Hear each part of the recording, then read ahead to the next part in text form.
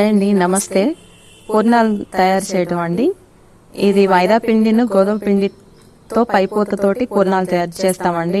Guntur side అందరూ ఒకసారి try చేసి చూడండి. ఇంగ్రీడియంట్స్ వచ్చేసరికి 1 కప్పు పచ్చిశనగపప్పు అండి, 1 కప్పు బెల్లం తీసుకోవాలి. మనం పైపోత కోసం 1 కప్పు మైదా పిండి, 1 కప్పు గోధుమ పిండి, కొంచెం వంట సోడా, ఒక 2-3 యాలకులు మనకు కావాల్సింది. ఇప్పుడు పచ్చిశనగపప్పు కడిగి బాయిల్ చేసుకుందామండి. శనగపప్పుకి 1 కప్పుకి 1 కప్పున్నర వాటర్ పోసేసి ఒక ½ గంట నానబెట్టి బాయిల్ చేసుకుందామండి.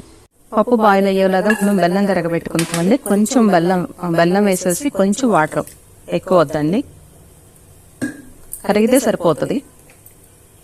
పైపోతకి పిండి రెడీ చేసుకుందామండి. 1 కప్పు గోధుమ పిండి, 1 కప్పు మైదా పిండి, కొంచెం 1 చిటికెడు వంట సోడా, పూత చప్పగా లేకుండా ఉండటం కోసం 1-2 స్పూన్లు బెల్లం పాకం చేసి వేసానండి. తగినన్ని వాటర్ పోస్తూ కొంచెం గట్టిగా కలుపుకుందాం. మరి లూజ్ అయిపోతే రాదు. మళ్ళీ ఈ మాత్రం పలచగా ఉంటే చాలండి. మరి ఎక్కువ పలసనైనా రాదు, ఇంకా ఎక్కువ గట్టిగా ఉన్నా కూడా గట్టిగా ఉండిపోతాయి. ఇలా కలిపేసి ఒక ½ గంట పక్కన పెడితే కొంచెం బాగా అవుతుందండి, సాఫ్ట్గా అయిపోతుంది. బాయిల్ అయిన తర్వాత ఇలా ఉందండి, వడేసుకుందాం ఒకసారి. పప్పును మళ్ళీ ఇందులోనే కుక్కర్లోనే వేసేసానండి. పాకం పోసేసాను. గట్టిగా అయ్యేదాకా కలుపుకున్నాము. ఇందులో 2 స్పూన్లు నెయ్యి వేసేద్దాం.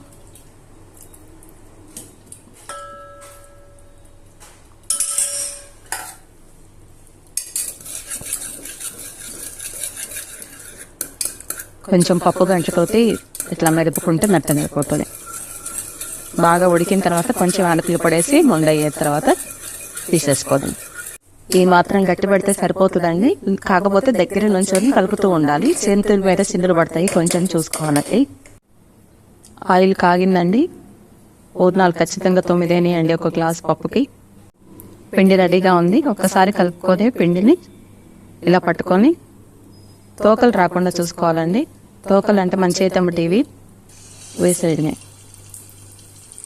ఇవ్వనండి, మన పూర్ణాలు రెడీ అయిపోయినాయి. మైదా పిండి గోధుమ పిండి కలిపి పైపోత చేసామండి. ఒకవేళ మీకు పలచగా వస్తే పిండి పాడైపోయిద్దని భయం వేస్తే కనుక కొంచెం గట్టిగా కలుపుకోండి. రేపటికి కూడా బాగుంటాయండి. రేపు కాదు, 2-3 రోజులు ఫ్రిడ్జ్ లో పెట్టుకున్నా కూడా మెత్తగా ఉంటాయి. పైనది మెత్తగా ఉంటదండి, గట్టిగా ఉండదు. మనం దోశ పిండి కలిపి వేస్తే గట్టిగా ఉంటాయి, నెక్స్ట్ డేకి బాగుండవు. ఒక్కొక్కళ్ళు ఎక్కువ చేసుకుని పెట్టుకుంటాం కదా, అవి మిగిలిపోయినాయి అనుకోండి, రేపటికి బాగుండవు పూర్ణాలు అనేవి.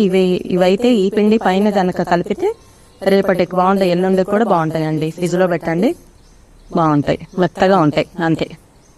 థ్యాంక్ యూ అండి.